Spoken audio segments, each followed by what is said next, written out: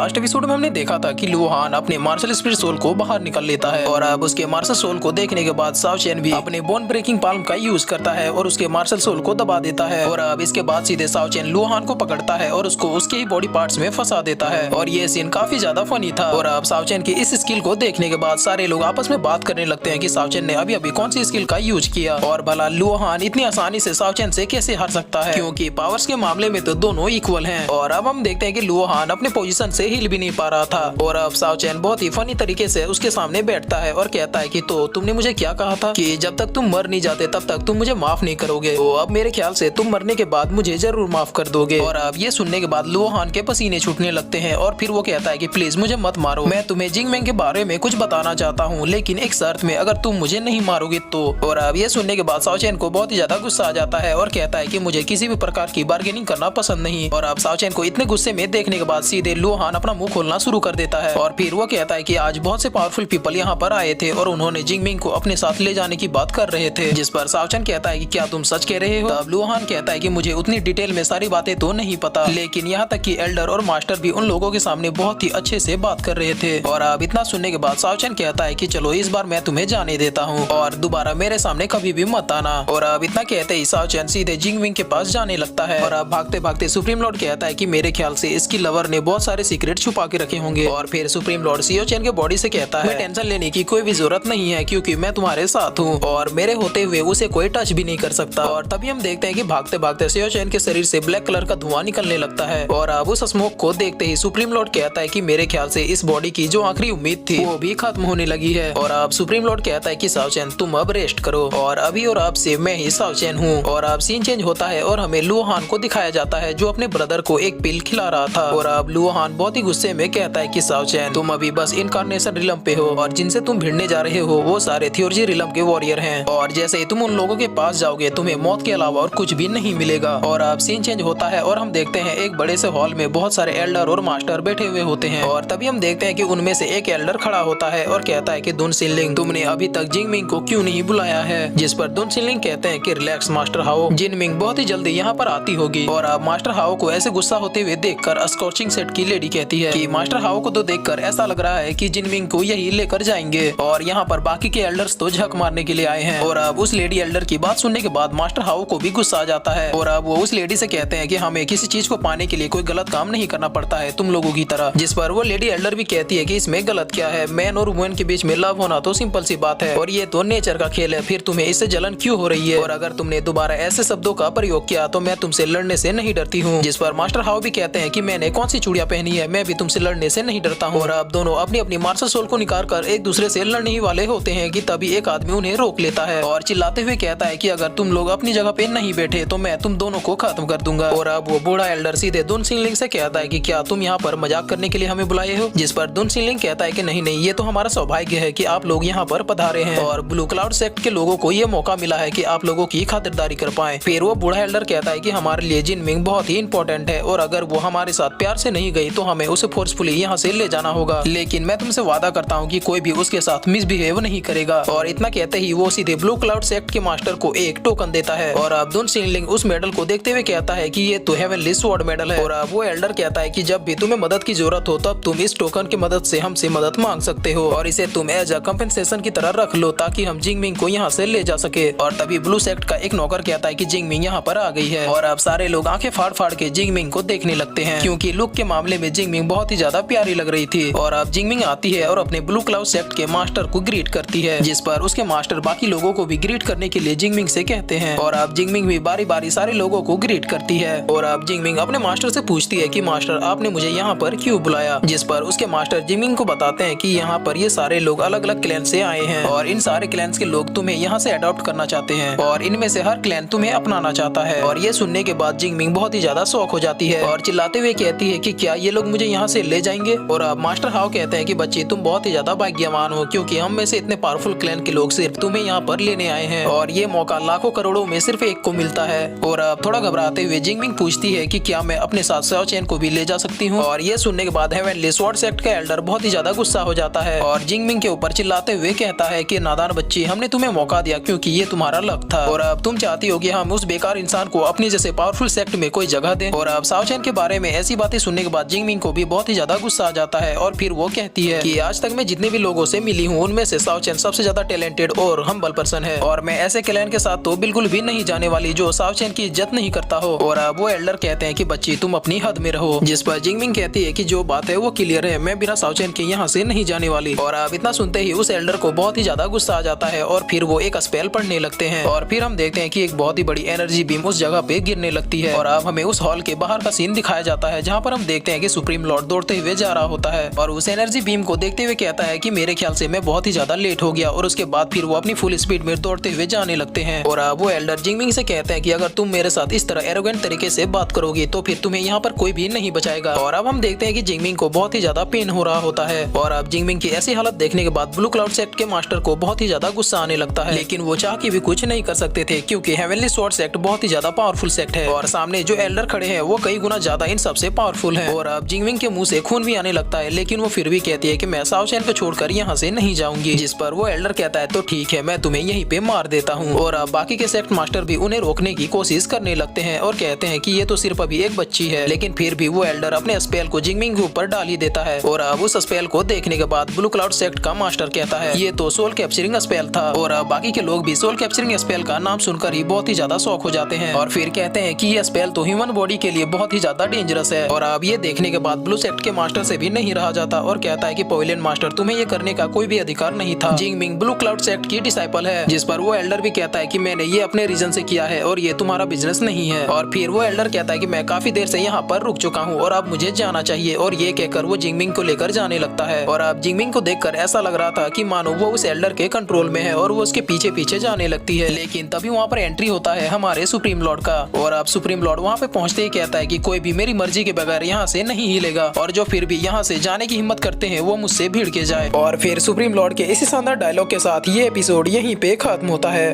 तो गाइस आज जो आप लोगों ने मेरे लिए किया है उसको मैं कभी भी नहीं भूलूंगा और आज मैं अपने आप को बहुत ही ज्यादा खुशनसीब महसूस करता हूँ कि आप जैसे लोग मुझे सपोर्ट कर रहे हैं। कि आप लोगों के कमेंट्स पढ़ने के बाद मुझे एकदम से भाइयों वाली फीलिंग आ रही थी और मुझे उम्मीद है कि आगे भी आप लोग मुझे ऐसे ही सपोर्ट करते रहेंगे। और बस आप लोग मुझे ऑर्डर करते जाएं कि आप लोगों को कौन सी सीरीज चाहिए, मैं उन सारे सीरीज को एक्सप्लेन कर दूंगा।